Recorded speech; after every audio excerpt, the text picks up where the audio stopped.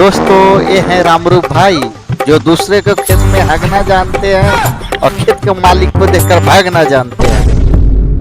एगो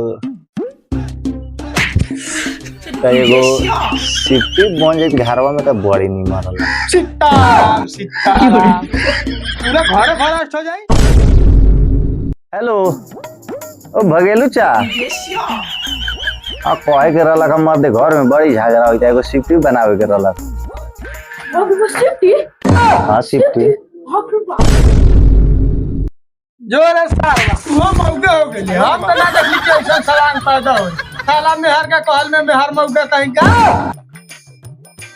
ओ साला कौन तुम्हारा काला बेरार के कहल में खाली पर मंगल भवन मंगल हारी सिफ्टी में हगिया गांठ चियार चियारी स्वाहा।